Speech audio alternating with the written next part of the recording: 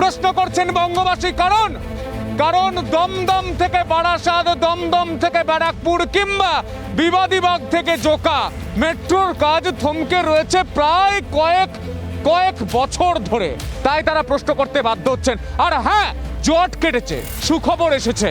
কলকাতা হাইকোর্টে জানিয়ে দেওয়া হয়েছে মিনিস্ট্রি অফ ডিফেন্স থেকে যে মেট্রোর কাজ শুরু হতে পারে ভিক্টোরিয়া সহ গোটা ময়দান চত্বর জুড়ে। কিন্তু একটা প্রশ্ন, রাজ্য সরকারের তরফ থেকে কি সদিচ্ছা ছিল? সেই প্রশ্ন তুলছেন বিরোধীরা। সেই প্রসঙ্গে যাব, আলোচনা করব, আপনাদের কাঁধে কাঁধ মিলিয়ে প্রশ্নটা করব। কিন্তু প্রথমে দেখে নেব বিশেষ রিপোর্ট।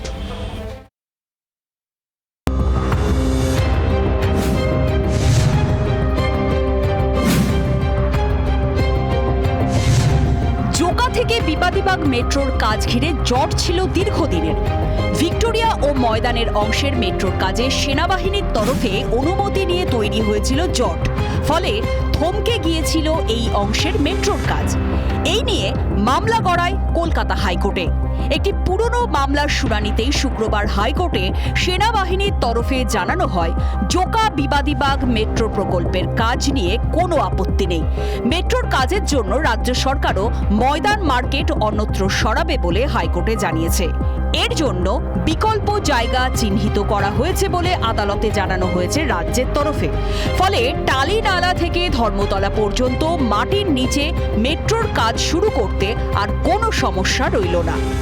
2005-এ যে হাইকোর্ট একটা অর্ডার দিয়ে রেখেছিল যে যেগুলো ডিফেন্স ল্যান্ড তার উপরেই গাছ কাটা যাবে না, বা যেগুলো মাটি কেটে যে কাট অ্যান্ড কভার মেথডে করছে সেগুলো ঠিক মতো না করলে করা যাবে না, সেই সব ইনজাংশনের জন্যে এগুলো করা যায়নি। তাই যাই হোক, একটা অ্যাপ্লিকেশন করা হয়েছিল আমাদের আরবিআইএনএল অথরিটি থেকে। এটা একটা জায়গাতেই আসা হয়েছে যে হ্যাঁ, ডিফেন্সের এখন এই মুহূর্তে ওয়ার্ক স্টার্ট করার উপরে কোনো অবজেকশন নেই। মোমিনপুর পর্যন্ত এই মেট্রো প্রকল্পের কাজ হয়েছে। এতদিন সেনাবাহিনীর অনুমতি না মেলায় ময়দান এলাকায় মাটি খোঁড়ার কাজ শুরুই করতে পারেনি রেলওয়ে বিকাশ নিগম লিমিটেড। অবশ্য সেনাবাহিনীর অনুমতি মেলায় কাজ শুরু হবে। শচীন রক্ষিতের রিপোর্ট, রিপাবলিক বাংলা। হাইকোর্টে আজ আর কি হলো আরো বিস্তারিত জানবো। আমাদের সঙ্গে রয়েছেন শচীন রক্ষিত। শচীন, সত্যি একটা বড় খবর, কারণ যে থমকে ছিল মেট্রো প্রকল্প জোকা বেহালা যেতে হলে সত্যি আমাদের কলকাতা থেকে ভাবতে হয় ক ঘন্টায় আমরা পৌঁছবো, যা জ্যাম থাকে। এই মেট্রো প্রকল্প হলে বহু মানুষের সুবিধা হবে। কি হলো, কি বলা হলো? সন্তু, আজকে দেখো, শুধুমাত্র এই যে জট, এই আইনি জট কিন্তু দীর্ঘদিনের, এবং এই আইনি জটে কিন্তু বিবাদীবাগ জোকা মেট্রোর যে রুট বা যে কাজ, সে কাজ দীর্ঘদিন ধরে আটকে ছিল কেন না 2005 সালের হাইকোর্টের একটি ভার্ডিক অনুযায়ী সেখানে কোনো রকম খনন কার্য বা গাছ কাটার ক্ষেত্রে কিন্তু নিষেধ ছিল। ফলত সেই জায়গায় দাঁড়িয়ে আজকে যখন শুনানি পর্ব চলছিল সেই সময় আদালতে কিন্তু মিনিস্ট্রি অফ ডিফেন্স তথা আর্মির তরফ থেকে একটা বিষয় পরিষ্কার করা হয়েছে যে মেট্রো রেল চাইলে তাদের যে অধীনস্থ কন্ট্রাক্টর রয়েছেন বা যাদের মাধ্যমে মেট্রো রেল মূলত কাজ করে, সে আরবিআইএনএল এর তারা কাজ শুরু করতে পারেন, অর্থাৎ কর্মীরা কাজ শুরু করতে পারেন। কিন্তু সেক্ষেত্রে একটি কিন্তু রয়েছে। কিন্তুটা হচ্ছে যে এই কাজ শুরু করার ক্ষেত্রেও কিন্তু রাজ্য সরকারের যে প্যারামিটারগুলো রয়েছে, অর্থাৎ ক্লিয়ারেন্সের যে জায়গাগুলি রয়েছে, সেই জায়গাগুলোকে পরিষ্কার করতে হবে, অর্থাৎ রাজ্য সরকারের কাছ থেকেও কিন্তু অনুমতি নিতে হবে। এবং সেই জায়গায় দাঁড়িয়ে আজকে অত্যন্ত ভালো খবর বলা চলে, কারণ একাধিক মেট্রো রেলের কাজ, সেগুলি জমিজট সহ নানান বিষয় আটকে রয়েছে। কিন্তু বিবাদীবাগ মেট্রো যে বিবাদীবাগ যোগাযোগের রুট, সেই রুটে কিন্তু কাজ এবার শুরু হবে। অর্থাৎ বলা চলে যে 6 থেকে 7 মাসের মধ্যে কিন্তু এই রুটের কাজ অনেকটাই কিন্তু কমে। এই রুটের কাজ শুরু হলো, কিন্তু দমদম থেকে বারাসাত, দমদম থেকে ব্যারাকপুর, সেখানে হলোটা কি, হচ্ছেটা কি? কেন জমি জটে বারবার আটকে থাকছে এই রাজ্যের উন্নয়ন? জানার চেষ্টা করবো, বোঝার চেষ্টা করবো। আমার সঙ্গে যারা রয়েছেন আমি পরিচয় করে দেবো। আমার সঙ্গে রয়েছেন তৃণমূল থেকে, আমার সঙ্গে রয়েছেন বিজেপি থেকে, আমার সঙ্গে রয়েছেন সিপিএম থেকে, আমি পরিচয় করে দেবো। আমার সঙ্গে রয়েছেন সিপিএম থেকে রিতেশ দা, আমার সঙ্গে রয়েছেন পলাশ অধিকারী, আমার সঙ্গে রয়েছেন অঙ্কন দত্ত বিজেপি থেকে, আমার সঙ্গে রয়েছেন ইন্দ্রজিৎ ঘোষ, আমার সঙ্গে রয়েছেন অর্পণ ব্যানার্জি। আমি শুরুটাই করবো ইন্দ্রজিৎকে দিয়ে। একটা কথা বলো, বারবার জমি জটে আমরা দেখেছি রাজ্যে শিল্প সেখানে আটকে গিয়েছে, রাজ্যে ব্রিজ সেখানে আটকে গিয়েছে, উড়ালপুল সেখানে আটকে গিয়েছে। তোমার নেত্রী, আমাদের সকলের মুখ্যমন্ত্রী, তিনি যখন এই রেল মিনিস্টার ছিলেন, তিনি বারবার বলেন যে এই প্রকল্পগুলো তাঁর শিলান্যাস, তাঁর চেষ্টায়। যদি তাই হয়, তিনি সরকার এসেছেন এত বছর, এইগুলো এখনো আটকে কেন? জানতে চাইছে বাংলা। না, আজকের বাংলার মানুষ কিন্তু জানলো যে আজকে আটকে নেই, আজকে কিন্তু জমি জটটা একটা দিকের মধ্যে। হ্যাঁ বিন্দু বিন্দু করেই তো সিন্ধু হবে, আস্তে আস্তে করে এগোবে। এটা কবিন্দু? ওই যে বিন্দু বিন্দু করে যত বিন্দুতে সিন্ধু হয়, যখন যে দায়িত্বে থাকে সে কিন্তু হটকারি করলে হবে না। হটকারি কারা করবে? অঙ্কন ভাইরা করবে। কেন? তারা বিরোধী আসনে রয়েছে, তারা সিনক্রেট করবে, তারা আন্তি আসনে তোমরা যখন ছিলে তখন হটকারিতা করতে। আমরা হটকারিতা তেমন তার জন্যই করেছি যাতে কাজটা হয়। ঠিক তেমনভাবেই সিঙ্গুর নন্দীগ্রামে যে প্রসেসে জমি নিয়েছে সেই প্রসেসে আমরা নিতে চাইছি না বলে সানন্দে কি হয়েছিল? সামনে অঙ্কনের থেকে উত্তর। না না, ব্যাপারটা হচ্ছে তৃণমূল কংগ্রেস দুয়ারে মদ পাঠাতে তৎপর, কিন্তু শিল্প আনতে কিংবা পরিকাঠামোগত উন্নয়ন আনতে একদম তৎপর নয়। তোমার বাড়িতে গেছে একটা দুয়ারে মদ? বাবা, একে আজকে ঠান্ডা, ওয়েদারটা ভীষণ ঠান্ডা, আমার শীত করছে। প্লিজ ঠান্ডা, ওয়েদার ঠান্ডা। আজকের দিনে দাঁড়িয়ে তুমি দেখতেই পাচ্ছ যে একটা জমি জটে শিল্প আটকে রয়েছে, সব কিছু। একটা শিল্প আনতে পেরেছে? একটাও শিল্প আসছে না। কারণ ভূমি রাজস্ব নীতি, যে মুখ্যমন্ত্রীর আন্ডারে যে মুখ্যমন্ত্রী, তিনি নিজেই শিল্প চান না, তিনি নিজে চপ ভাজাকে একটা শিল্প মনে করেন। তো কোথায় প্রগতির ক্ষেত্রে একটা রাহুর দশা চলছে যবে থেকে তৃণমূল কংগ্রেস রাজ্যে ক্ষমতায় এসেছে। কিন্তু মেট্রো তো কেন্দ্রের, আমি যেটুকু জানি ডিফেন্স কেন্দ্রের, তাহলে এতদিন ধরে ওই জায়গাটা আটকে ছিল। এবং এক মিনিট, ব্যারাকপুর থেকে দমদম, ব্যারাকপুর বারাসাত থেকে দমদম, সেখানকার মেট্রো কি হচ্ছে তুমি নিজেও জানো। আজ এখান থেকে তোমায় যদি বেহালা যেতে বলে, তোমার মনে প্রাণে হবে কেন বাবা যেতে বললো বেহালা, এতটাই যানজট তো পেরোতে হয়। তুমি তো মানো ভবিষ্যতের অন্যতম যানবাহন হবে, অন্যতম ভ্রমণের জায়গা হবে মেট্রো, তাহলে সেটা আটকে কেন? কলকাতা শহর সব থেকে বেশি সবার আগে মেট্রো এনেছিল, কিন্তু কি দেখলাম আমরা? ভূমি রাজস্ব নীতি কিংবা সব সময় যে যুক্তরাষ্ট্রীয় পরিকাঠামোর যে একটা কায়দা থাকে যে রাজ্য এবং কেন্দ্রের মধ্যে সুসম্পর্ক, রাজ্যের সরকার, রাজ্যের প্রশাসন একবারও তৎপর। আমরা উত্তরপ্রদেশে দেখলাম, উত্তরপ্রদেশের 7টা শহরে যোগীজির আমলে মেট্রো চলে আসতে পারলো, কিন্তু এখানে কোনো কোঅপারেশন নেই। নগর উন্নয়ন মন্ত্রী ফিরাদ হাকিম ছিলেন, চন্দ্রিমা ভট্টাচার্য ছিলেন, কতবার তারা হরদীপ সিং পুরীর সাথে, কেন্দ্রীয় নগর উন্নয়ন মন্ত্রীর সাথে বসেছেন, এটা নিয়ে কথা বলেছেন। কেবলমাত্র দোষ চাপিয়ে দিলেই হবে না। ভূমি রাজস্ব দপ্তর কিভাবে ভূমি নীতি নির্ধারণ করছে, জমি নীতি নির্ধারণ করছে, এরা তো ছোট একটা সিমেন্টের কারখানার জমি আনতে পারে। আবার আসবো উত্তর নেব অর্পণের থেকে, কিন্তু রিতেশ দার কাছে যাবো। রিতেশ দা, হচ্ছেটাকে? আপনারা 34 বছর ছিলেন এই রাজ্য থেকে, আপনারা যখন চলে গেলেন, তারপর মমতা বন্দ্যোপাধ্যায় ক্ষমতায় এলেন, প্রায় 11 থেকে 22 হয়ে গেল, কিন্তু মেট্রো কি চললো? দেখো, জমি জট বলে কোনো বিষয় হয় না। আমরা তো বামফ্রন্ট সরকার তো প্রথম মেট্রো বিধানে এই কলকাতার বুকে এনেছি, তখন তো জমি জট কি? তাহলে জমি কি আকাশ থেকে এনেছি নাকি? আমরা তো মানুষের কাছ থেকে জমি নিয়েছি। জমি যার কাছ থেকে নিচ্ছি তাকে আমি উপযুক্ত প্যাকেজ দিচ্ছি কিনা, পুনর্বাসন দিচ্ছি কিনা, মানবিক হচ্ছি কিনা, এই জিনিসগুলো বিচার না করলে জমি জট মানে কি? জমি তো আর আটকে নেই, হাইকোর্টে এসে মামলা হচ্ছে। হাইকোর্টে যারা মামলাকারী তারা তো তাদের উপযুক্ত পুনর্বাসন চাইছে। তাদেরকে জমির থেকে উৎখাত করবে, তাকে তুমি কম্পেনসেট করবে না। এই প্যাকেজ ঘোষণা করার ক্ষেত্রে রাজ্য এবং কেন্দ্র দুজনেই উদাসীন। সদিচ্ছার অভাব। দুজনেই মনে করছে ক্ষমতার দম্ভে তারা জমি কেড়ে নিতে পারে, কিন্তু মানুষকে উৎখাত করা আর একটা গাছকে উৎখাত করা দুটোই সমান ব্যাপার। আমরা মনে করি মানুষকে উপযুক্ত প্যাকেজ, রাজারহাট করেছি, রাজারহাটে কি কখনো জমি জট নিয়ে আটকেছে নাকি? এত লোক তো রাজারহাটে জমি কিনবার জন্য যাচ্ছে। যদি আমরা মানুষের উপরে উদাসীন হতাম, মানবিক না হতাম, তাহলে এত ইজিলি মুভমেন্টটা হতো না। সরকারের মানবিক শব্দটা বললেন, সেখান থেকে অর্পণের কাছে যায়। মানবিক বারবার তোমরা প্ল্যাকার্ড দিয়েও লেখো, বারবার তোমরা মিছিলেও বলো, কিন্তু এখানে তো প্রশ্ন তুলছে, বাম তুলছে, বিজেপি তুলছে, মানুষ বলছে আর কবে হবে মেট্রো হওয়ার জন্য যে কাজ শুরু হয়েছে সেখানে শুধু ধুলোই উড়ে যাচ্ছে, মেট্রো কবে চলবে মানুষ বুঝতে পারছে না। উনি বললেন, যিনি বামফ্রন্টের প্রতিনিধি, তিনি বললেন যে রাজ্য সরকার ক্ষমতা নিয়ে এতটাই দম্ভিত যে তারা মানুষের জমি জোর করে কেড়ে নিতে চাইছে। আসলে রাজ্য সরকার চালানোর সময় যারা মানুষকে মেরে মানুষের জমি কেড়ে নিয়েছে তারাই এরকম চিন্তাভাবনার মধ্যে দিয়ে যায় সাধারণভাবে। রাজ্য সরকার চালাতে গিয়ে যারা সিঙ্গুর নন্দীগ্রাম করেছে তারাই ভাবে যে ক্ষমতার দম্ভে মানুষের জমি মানুষকে মেরে ধরে কেড়ে নেওয়া যায়, কিন্তু তৃণমূল কংগ্রেসের সরকার মমতা বন্দ্যোপাধ্যায়ের নেতৃত্বে মানুষের জমি কেড়ে নিতে চায় না বলেই মানুষকে তার অধিকার নিজেরা দিতে চায় বলেই কিন্তু তৃণমূল কংগ্রেসের সরকার মমতা বন্দ্যোপাধ্যায়ের নেতৃত্বে তারা মানুষকে সময় দিয়েছে এবং নিশ্চিতভাবে আপনি যখন বলেছেন আমি বলিনি, আপনি যখন বলেছেন আমি বলিনি। একদম একদম সিপিএমের কথার উত্তর দেবো না, আগে ওনারা পশ্চিমবঙ্গ রাজ্য বিধানসভার লোকসভায় একটা করে প্রতিনিধি পাঠান, তারপর ওদের উত্তর দেবো। যাই হোক, তো যেটা বলার কথা সেটা হচ্ছে যে মমতা বন্দ্যোপাধ্যায়ের প্রকল্প ছিল এটা। আমরা দেখেছি ফুলবাগানে মেট্রোর গেট উদ্বোধন হলো, সেখানে মমতা বন্দ্যোপাধ্যায়কে ডাকা হলো না। যার শিলান্যাস, যার প্রকল্প, যার চিন্তাভাবনা তাকে জমি জট রয়ে গিয়েছে। না, নিশ্চিতভাবে নয়, এটা কেন্দ্রীয় সরকারের সিদ্ধান্ত ছিল। আজকে জমি জট যেটা ছিল সেটা আদালতের দায়। উত্তর নেই না, খুব হাস্যাস্পদ, কারণ এই তৃণমূল সরকার কিন্তু জমির ব্যাপারটা একেবারেই বোঝে না।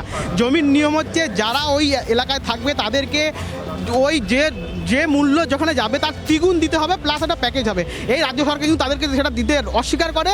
শুধুমাত্র এখানে একটা ওই কাটমানি খাওয়ার একটা প্রচেষ্টা থাকে। এরা জমি না মানুষকে বোঝাতে পারে, না নিজেরা বোঝে। কিন্তু কেন্দ্রীয় সরকার বারংবার বলেছে জমি রাজ্য সরকারের হাতে, আমরা সেখানে কোনো হস্তক্ষেপ করতে পারবো না, আপনাদেরকে ক্লিয়ার করতে হবে, তবেই কিন্তু আমরা পারবো এখানে কোনো প্রজেক্ট করতে। আজকে ভাবুন না, আজকে প্রত্যেকটা রাজ্যে এত মেট্রো চলে যাচ্ছে, কিন্তু পশ্চিমবঙ্গে কেন হচ্ছে না? কারণ এই সরকারের সদিচ্ছার অভাব আছে। এই সরকার সব ব্যাপারেই সস্তা রাজনীতি করার চেষ্টা করে। তারা চায় না কোনো কিছু করে যাতে কেন্দ্র সরকারের নাম হোক। প্রত্যেকটা জায়গায় নিজেদেরকে জড়িয়ে অন্যের ঘাড়ে কাঁঠাল লেকে খাওয়ার একটা চেষ্টা এই সরকারের দেখা। সাধারণ মানুষ যাবেন কোথায় বোঝার চেষ্টা করবো, জানার চেষ্টা করবো। দাদা একটু কথা বলি, যদি এখান থেকে মেট্রোটা হয়ে যায়, একটু কথা বলি, যদি এখান থেকে মেট্রো হয়, আপনি যদি ধরুন বেহালা যাবেন বলে মেট্রোতে সাঁ করে চলে গেলেন, আবার ধরুন বারাসাত যদি যাবেন বলে সাঁ করে চলে গেলেন, ব্যারাকপুর গেলে সাঁ করে চলে গেলেন, মেট্রো হলে তো ভালো হয়। ভালো সে মেট্রোটা কবে হচ্ছে করে এখনো তো হচ্ছে না। চারিদিকে দেখতে পাচ্ছেন ধুলো উঠছে, কাজ হচ্ছে, জমি জটের জন্য আটকে আছে, তাহলে হচ্ছেটা কি না? হলে তো ভালো হয়, কেন হচ্ছে না কি মনে হয়?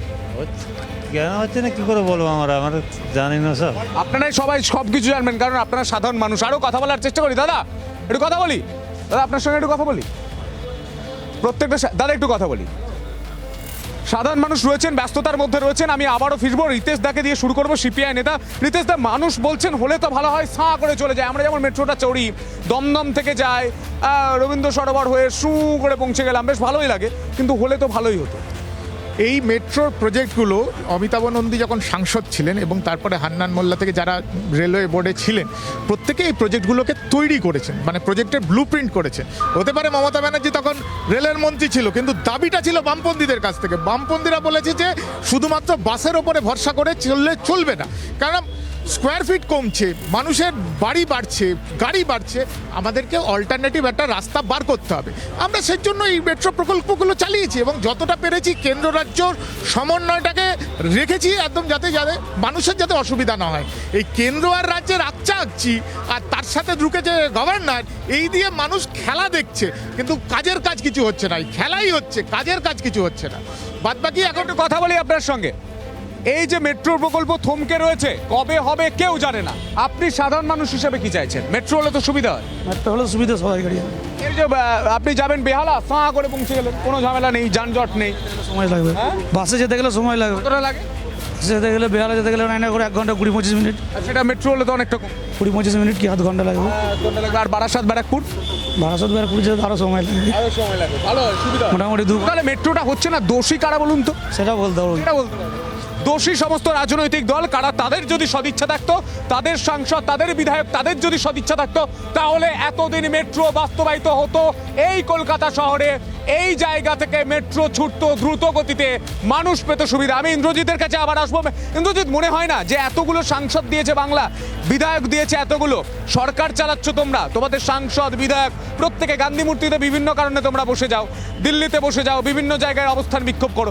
মেট্রোর জন্য একদিন যদি বিক্ষোভ করো, মানুষ খুব খুশি হয়। তাদের সদিচ্ছায় মেট্রোগুলো এত এক্সটেন্ড হচ্ছে। আজকে টালিগঞ্জ পর্যন্ত মহানগর তৃণমূলের সদিচ্ছায়, অবশ্যই মমতা বন্দ্যোপাধ্যায়ের সদিচ্ছায়। মমতা বন্দ্যোপাধ্যায় যখন রেলমন্ত্রী ছিল, এই বাংলায় কত প্রজেক্ট হয়েছে এবং মেট্রো কিভাবে দৌড়েছে মানুষ জানে। আজকে শিলান্যাস হয়েছে, কাজও হয়েছে। হ্যাঁ, এই যে ভাই বলছে না যে বিজেপির আমার বন্ধু, তিনি বলছেন যে সদিচ্ছার অভাব। আজকে হাইকোর্টে বিচারপতি ডিভিশন বেঞ্চ কেন্দ্রের পক্ষ থেকে জানতে চেয়েছে এই মেট্রো প্রকল্পের তাদের মতামত। কেউ পৌঁছয়নি, কেউ কোনো উত্তর দেয়নি, তারা চুপ। কেন? তাদের সদিচ্ছার অভাব আছে। রাজ্য সরকারের পক্ষ থেকে তারা বিভিন্ন ক্ষেত্রে প্রতিটা মুহূর্তে চাইছে যে কে কীভাবে এই বাংলায়, এই কলকাতার অলিতে গলিতে খাতাতে তুলিতে এই যোগাযোগ ব্যবস্থা মানুষের কাছে আরও ভালোভাবে পৌঁছে যায়। ছোট করেই বলছি, এই বাজেট সেশনেই দেখেছো ইস্ট ওয়েস্ট মেট্রো প্রকল্পের জন্য 1100 কোটি টাকা বরাদ্দ করেছে কেন্দ্র সরকারের তরফে, যা করার করেছে। কিন্তু এক সেকেন্ড ভূমি রাজস্ব নীতি কিভাবে হবে, জমি অধিগ্রহণ কিভাবে হবে, সেইটার জবাব দিতে কেন্দ্র সরকার দায়বদ্ধ নয়, জবাব দিতে হবে রাজ্যকে। তাই তো রাজ্যকে জবাব দিতে হবে। সেইটার জবাব যদি কেন্দ্র দিয়ে যায়, তাহলে কেন্দ্রের হাতেই রাজ্যটা থাকুক না। আমি একটু শুনে RVNL আইনজীবী, RVNL যারা বনগাঁ থেকে বাঁকুড়ার মানুষ শুনছেন তাদের জন্য আরো সহজ করে বলে দিই, মেট্রো প্রকল্পের যে সংস্থা দেখে RVNL, তার আইনজীবী এই মামলা শোনার পর, শুনানি হওয়ার পর বেরিয়ে এসে আমাদের প্রতিনিধি সচিন রক্ষিতের বুম ক্যামেরায় ঠিক কি বলেছেন শুনুন। They'll get the clearance from those authorities. The defense ওই বেসিসে বলেছে যে ঠিক আছে, সাবজেক্ট টু দ্যাট ক্লারিফিকেশন আমরা আমাদের কোনো অবজেকশন নেই যে হ্যাঁ কাজটা স্টার্ট করতে পারে। But that clearance would have been made যখন ভিক্টোরিয়া আসবে, ভিক্টোরিয়ার পর থেকে কিন্তু কাজ করা যাবে না ওইটা যতক্ষণ পর্যন্ত ক্লিয়ারেন্সগুলো না নিচ্ছে রাজ্য সরকারে। Landed advocate general also appear today, তিনি অ্যাপিয়ার করেছেন, যদিও উনি কোনো বক্তব্য রাখেননি, কিন্তু এটা যখন শুনেছেন যে এইভাবে হচ্ছে, তো মানে প্রসেসটা যদি ঠিক মতন ফুলফিল হয় তাহলে বাকি কাজটা ভিক্টোরিয়া থেকে হবে। অত্যন্ত তাৎপর্যপূর্ণ মন্তব্য। কেন তাৎপর্যপূর্ণ, ফিরে আসছে একটা ছোট্ট বিরতির পর, তারপর আলোচনায় আসবো। দেখতে থাকুন রিপাবলিক বাংলা।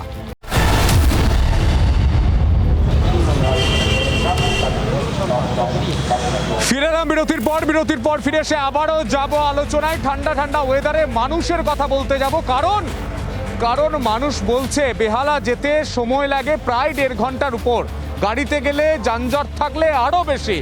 বারাসাত, ব্যারাকপুর, একটু ভেবে দেখুন, বুকে হাত দিয়ে চোখটা বুঝে একটু ভাবুন কতক্ষণ লাগে। কিন্তু মেট্রো হলে সময় কমবে, সেটা আপনারাও জানেন। কিন্তু তা সত্ত্বেও আপনারা যখন এই তলার উপর তলায় বসে থাকেন, চেয়ারে বসে থাকেন, আপনাদের সিদ্ধান্তহীনতার জন্য এই মানুষগুলো কেন খেসারত দেবে, সেটা এখন সব থেকে বড় প্রশ্ন। আমি শুরু করবো আবার অঙ্কনকে দিয়ে। অঙ্কন, একটা কথা বলো, তোমরা কেন্দ্রে রয়েছো, তোমাদের কেন্দ্রের মেট্রো, তোমরা যদি চাও যে বাংলার উন্নতিটা করতে হবে, বাংলার ভালোটা চাইতে হবে, তোমাদের 18টা সাংসদ দিয়েছে এই বাংলা, তোমরা পারো সেই সাংসদদের দিয়ে কেন্দ্রকে বলিয়ে মেট্রোটা তাড়াতাড়ি কমপ্লিট করতে। বাবুল সুপ্রিয় অনেক কমেন্টও করেছিলেন বিজেপিতে থাকাকালীন যে হবে, মেট্রো হচ্ছে না, এই সেই, কিন্তু তারপরে আর কিছু হলো না। আমরা তো দেখো অর্থ বরাদ্দে কোনো রকম ঘাটতি আছে? ঘাটতি নেই তো। প্রবলেম কোথায় হচ্ছে? জমি নীতি নিয়ে। দেখো, যখন অন্যান্য রাজ্যে ইউপিতে 7টা মেট্রো হলো, কোথাও জমি জট হয়েছে? কোথাও?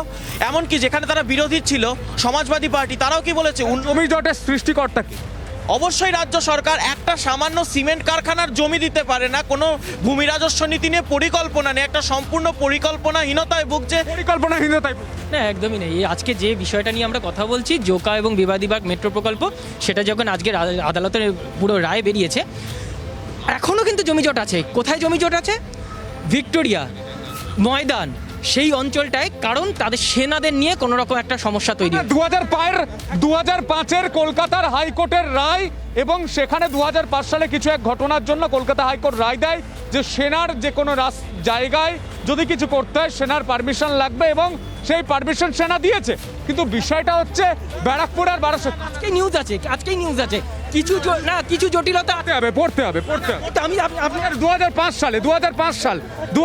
সাল এই ঘটনার তৈরি 2005 সালে কলকাতা হাইকোর্ট, আমি পড়ে এসেছি, আমি বলছি তো আপনাকে, 2005 সালে কলকাতা হাইকোর্টের ভার্ডিক্ট আসে, কলকাতা হাইকোর্টের রায় আসে যে সেনার কোনো মাটিতে জমি, কোনো টানেল করতে হলে, গাছ কাটতে হলে সেনার পারমিশন নিতে হবে, এবং সেনার পারমিশন দিয়েছে সেনা।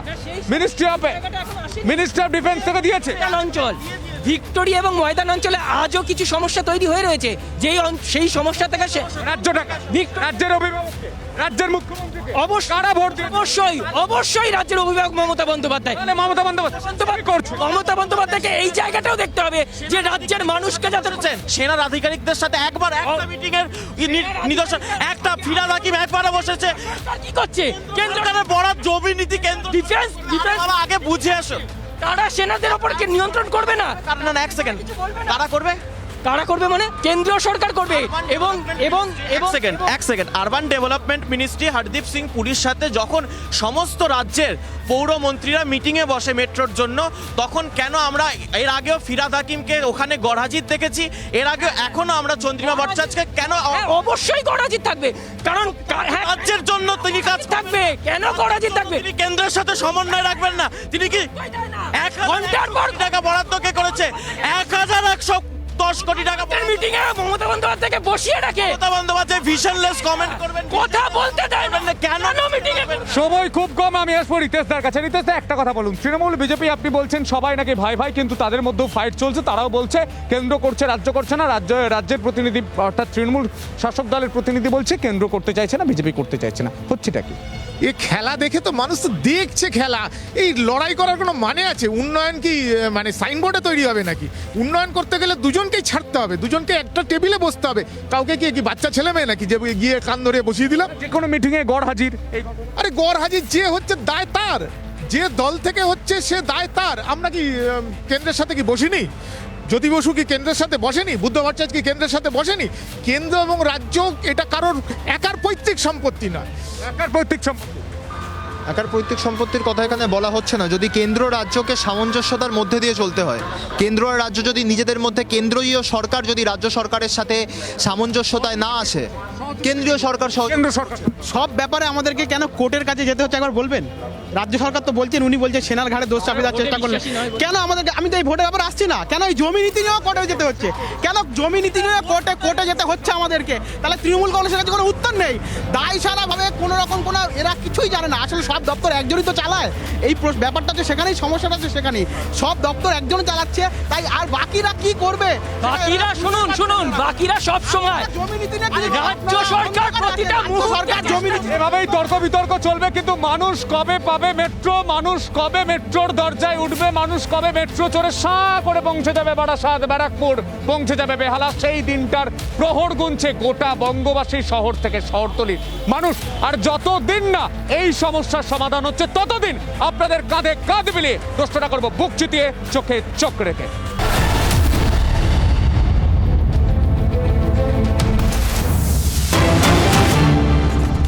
রাজ্যপালকে তোপ জয়প্রকাশ মজুমদারের। রাজ্যের সঙ্গে আপনার দ্বন্দ্বে কার লাভ হচ্ছে? আদৌ কি রাজ্যবাসীর কোনো লাভ হচ্ছে? টুইটে জানালেই কি সমস্যার সমাধান? আপনার আচরণে কি শাসক দলের সুবিধে হচ্ছে? শাসক দল কি সমবেদনা পাচ্ছে না? টুইটে তোপ দাগলেন জয়প্রকাশ মজুমদার। রাজ্যপালকে এবার তোপ দাগলেন বিজেপি নেতা জয়প্রকাশ মজুমদার। রাজ্যের সঙ্গে আপনার দ্বন্দ্বে কার লাভ? আদৌ কি রাজ্যবাসীর কোনো লাভ হচ্ছে? টুইটে এমনটাই জানালেন। কি সমস্যার সমাধান? আপনার আচরণে কি শাসক দলের সুবিধে হচ্ছে? শাসক দল কি সমবেদনা পাচ্ছে না? টুইটে এ ভাষাতেই তোপ দাগলেন জয়প্রকাশ মজুমদার। জয়প্রকাশ মজুমদারের সঙ্গে মুখোমুখি কথা বলেছেন আমাদের অ্যাসিস্ট্যান্ট এডিটর কিষানদেব চ্যাটার্জি। ঠিক কি প্রতিক্রিয়া দিয়েছেন এই ইস্যুতে একবার শোনাবো। আপনি রাজ্যপালকে কটাক্ষ করে এবং রীতিমতো আক্রমণাত্মক ভাষায় রাজ্যপালের অবস্থানের বিরুদ্ধে আজকে টুইট করেছেন। এর এর এর কোনো তাৎপর্য আছে বিশেষ? না, রাজ্যপালের বিরুদ্ধে বলে নয়, আমি সামগ্রিক পরিস্থিতিটাকে আবার পুনরায় মূল্যায়ন করার জন্য কিছুটা অনুরোধ করেছি রাজ্যপালকে। টুইট আছে তাই টুইট করছেন? টুইটটা তো একটা সাংবিধানিক মিডিয়াম হতে পারে না, ওটা সাংবিধানিক একটা পোস্ট রাজ্যপালের। রাজ্যপাল এখানে নজরদারি করার জন্য পাঠানো হয়, সেই ক্ষেত্রে খবরদারির জায়গা নেই কোনো রাজ্যপালের। রাজ্যপাল কি খবরদারি করছেন? না, আমি বলছি না, কিন্তু সব থেকে বড় সংঘাতের পরিবেশ হচ্ছে তো ওই জায়গাটা নিয়েই। আপনার কি মত যে এই যে সংঘাতের পরিবেশ, সেটা নিয়ে কি রাজ্যপালই বেশি করে দায়ী নাকি রাজ্য সরকার? না, আমি দায়ীর প্রশ্ন তুলছি না, আমি শুধু বলছি দেখুন, মানুষ ভোট দিয়ে একটা সরকারকে এনেছে। আমাদের পছন্দ হতে পারে, নাও হতে পারে, আমাদের প্রতিপক্ষ হতে পারে, কিন্তু সেটা তো মেনে নিতে হবে। সেই মেনে নেওয়ার পরে রাজ্যপাল আছেন। সাধারণ মানুষের কাছে একটা প্রশ্ন, যে 24 ঘন্টা শুধু রাজনীতি হবে না অন্য অন্য কাজ হবে? আজকে সাধারণ বাংলার মানুষের জন্যে রাজ্যপাল এবং রাজ্য সরকারের সংঘাতটা হচ্ছে প্রধান আলোচ্য বিষয়, আর কিচ্ছু নেই। পশ্চিমবঙ্গে। প্রশ্ন আপনি শুধু রাজ্যপালের উদ্দেশ্যে কেন তুলছেন? সংঘাতের তো দুটো মেরু রয়েছে, একদিকে রাজ্যপাল, একদিকে মুখ্যমন্ত্রী। আপনি তো মুখ্যমন্ত্রী সম্পর্কে কোনো প্রশ্ন তুলছেন না। না, আমি আগে একটা কথা বারবার বলেছিলাম যে, এবং তখন আমি বিজেপির সহসভাপতি হিসেবে তখনও আমি বলেছিলাম যেন একটা ছায়া যুদ্ধ চলছে। অন্য অন্য ক্ষেত্রে আমরা কখনো দেখিনি এইরকম ছায়া যুদ্ধ রাজভবন থেকে। কিন্তু এই যে ছায়া যুদ্ধ, এই ছায়া যুদ্ধে লাভবান কে হচ্ছে? রাজ্যবাসী হচ্ছে না, পশ্চিমবঙ্গ হচ্ছে না, বিজেপি হচ্ছে। আমার সন্দেহ আছে। ছিল না তাই টুইট করতেন না, এখন টুইট আছে তাই টুইট করছেন। টুইটটা তো একটা সাংবিধানিক মিডিয়াম হতে পারে না, ওটা সাংবিধানিক একটা পোস্ট রাজ্যপালের। রাজ্যপাল এখানে নজরদারি করার জন্য পাঠানো হয়, খবরদারির জায়গা নেই কোনো রাজ্যপালের।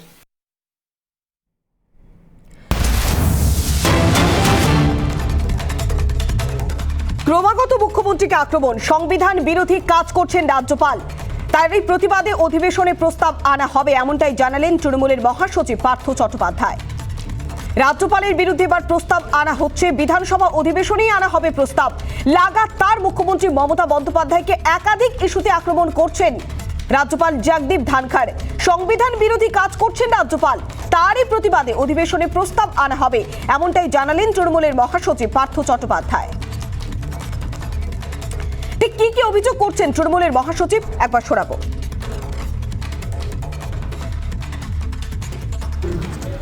কার মেরুদণ্ড সোজা তো সেই মানুষ দেখছি যে মেরুদণ্ড ভাঙবার পুলিশকে জনপ্রিয় সরকারের বিরুদ্ধে উস্কানি দেওয়া, এটা তো সংবিধান বিরোধিতার কাজ।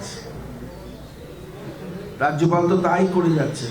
আর আমি খুব পরিষ্কার ভাষায় আজকে আপনাদের বলতে চাই, আসন্ন বিধানসভায় তিনি যে ক্রমাগতভাবে এরকম মমতা বন্দ্যোপাধ্যায় আমাদের সরকারকে এবং পুলিশ প্রশাসনকে উস্কানি দিচ্ছেন সরকার বিরোধিতায়, তার বিরুদ্ধে আমরা প্রস্তাব আনতে চলেছি।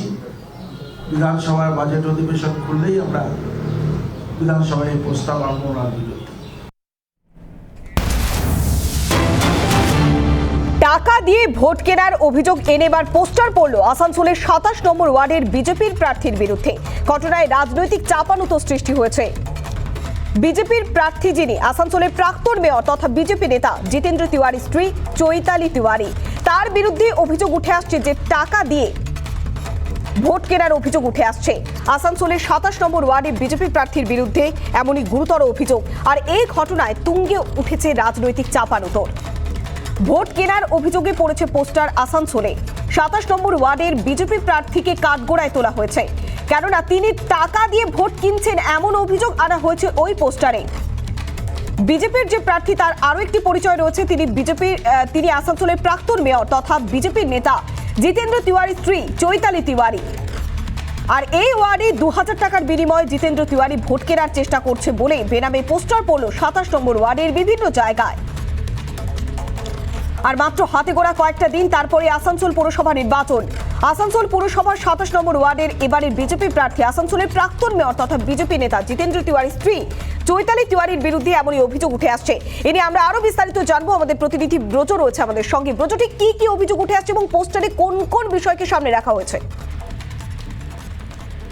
একেবারেই জানিয়ে রাখি যে আর মাত্র কয়েকটা দিন পরে আসানসোলের পুরসভা নির্বাচন, এবং এই নির্বাচনকে সামনে রেখে রাজনীতির ময়দান সরগরম হয়ে উঠছে। এদিন সকালে যেটা দেখা যায় যে আসানসোলের প্রাক্তন মেয়র তথা বিজেপি নেতা জিতেন্দ্র তিওয়ারির স্ত্রী যে 27 নম্বর ওয়ার্ড থেকে দাঁড়িয়েছেন, সেই 27 নম্বর ওয়ার্ডে বিভিন্ন জায়গায় পোস্টার দেখতে পাওয়া যায় যেখানে লেখা আছে যে জিতেন্দ্র তিওয়ারি চেষ্টা করছেন এলাকার মহিলা।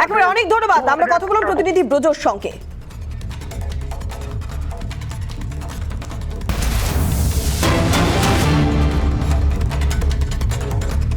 ভোটের আগে ধৃত পাঞ্জাবের মুখ্যমন্ত্রীর ভাইপো জলন্ধর থেকে গ্রেফতার ভূপিন্দর সিং হানি। 8ই ফেব্রুয়ারি পর্যন্ত ইডির হেফাজত ভূপিন্দর সিং হানির বাড়ি থেকে বাজেয়াপ্ত বিপুল পরিমাণ টাকা, প্রায় 8 কোটিরও বেশি টাকা বাজেয়াপ্ত করেছে ইডি। আমরা আরো বিস্তারিত জানবো, সরাসরি নিউজ রুমে যাবো। আমাদের প্রতিনিধি সৌমেন রয়েছে। সৌমেন, পৌলমী, এক মাস আগে ভূপিন্দর সিং হানি, যিনি চরণজিৎ সিং চান্নির ভাইপো, তাকে ইডি বাড়িতে রেড করেছিল, তার 3টি ফার্ম হাউসে রেড করে 8 কোটি টাকা নগদ পেয়েছিল। এখন এই 8 কোটি টাকা নগদ তার বাড়িতে এলো কিভাবে, এই বিষয়ে তদন্ত শুরু করা হয়। গতকাল সন্ধ্যায় তাকে ইডি গ্রেফতার করে এবং গত 24 ঘন্টায় তাকে লাগাতার কয়েক দফায় জিজ্ঞাসাবাদের পর সর্বশেষ খবর পাওয়া যাচ্ছে ভূপিন্দর সিং হানি তিনি স্বীকার করেছেন যে তিনি বেআইনি বালি খাদানের সঙ্গে যুক্ত ছিলেন। 8 কোটি টাকা কী করে তিনি পেলেন, একটা বড় অংশের টাকা তিনি নাকি স্বীকার করেছেন। ইডি সূত্রের দাবি যে তিনি বেশ কিছু বেআইনি বালি খাদান সংক্রান্ত ফাইল, সেই ফাইলগুলি পাস করাতে সাহায্য করেছিলেন। কিছু টাকা তিনি ক্যাশ নিয়েছিলেন এবং কিছু আধিকারিককে তিনি পছন্দ মতো জায়গায় ট্রান্সফার করিয়ে দিয়েছিলেন, অর্থাৎ কংগ্রেস গভর্নমেন্টের আন্ডারে থাকাকালীন সেই সমস্ত আধিকারিকদের তিনি ট্রান্সফার করে দিয়েছিলেন। নিঃসন্দেহে ইডির নজরটা বেআইনি কারবার, সেই জায়গা থেকে দাঁড়িয়ে তাকে পুলিশ গ্রেফতার করে এবং আজকে তাকে ইডি তার নিজের হেফাজতে নিয়েছে। একেবারে অনেক ধন্যবাদ। সরাসরি নিউজ রুম থেকে ছিলেন আমাদের প্রতিনিধি সৌমেন চক্রবর্তী।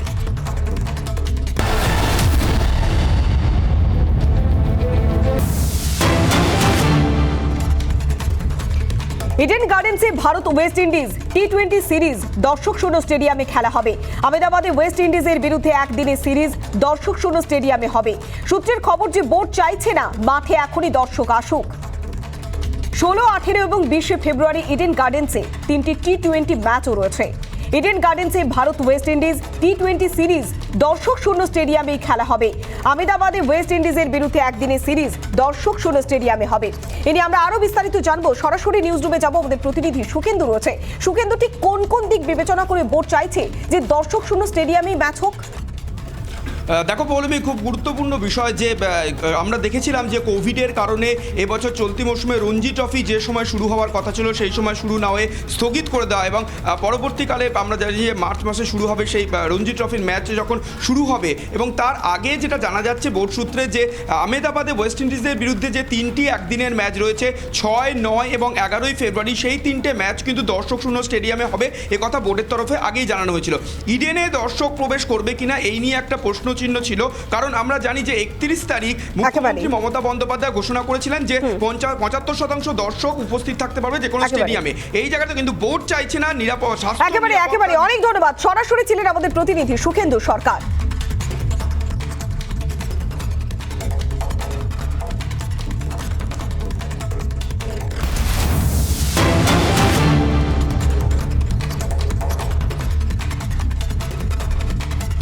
আকাশের মুখ ভার আমরা দেখেছি সকাল থেকে লাগাতার বৃষ্টি, মেঘলা আকাশ জারি ছিল এবং সন্ধ্যের পরেই ঝোড়ো হাওয়ার দাপট।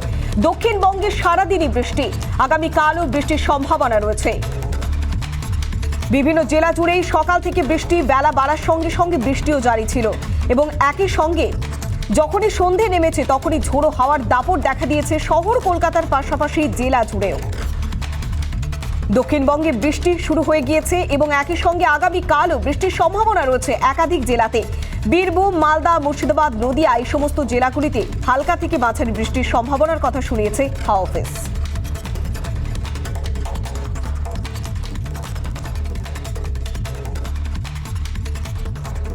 আগামীকাল দক্ষিণবঙ্গে কিন্তু বৃষ্টির সম্ভাবনা প্রায় নেই, অর্থাৎ আজকে যে বৃষ্টিটা যেটা শুরু হয়েছে সেটা আজকে চলবে, হালকা থেকে মাঝারি বৃষ্টি। কালকে দক্ষিণবঙ্গে মূলত শুষ্ক আবহাওয়া, শুধুমাত্র 3টে জেলা বীরভূম, মুর্শিদাবাদ আর নদিয়া, সেখানে খুব হালকা বৃষ্টির একটা সম্ভাবনা থাকছে, কিন্তু মোটের উপরে যদি ধরা যায় তাহলে দক্ষিণবঙ্গে পরিস্থিতির উন্নতি হয়ে যাবে। আজকে যে সিচুয়েশনটা আছে সেটা থাকবে না। আমরা শুনলাম যে আবহাওয়া দপ্তরের পক্ষ থেকে খানিকটা হলেও স্বস্তি দেওয়া হলো, কেননা সরস্বতী পুজো রয়েছে, বাঙালির ভ্যালেন্টাইন্স ডে, আর এই দিনে বৃষ্টি হবে সে কারণেই প্রত্যেকের মুখ ভার ছিল, যদিও মুখ ভার করে থাকছে না আকাশ, বৃষ্টির সম্ভাবনা খানিকটা কমছে।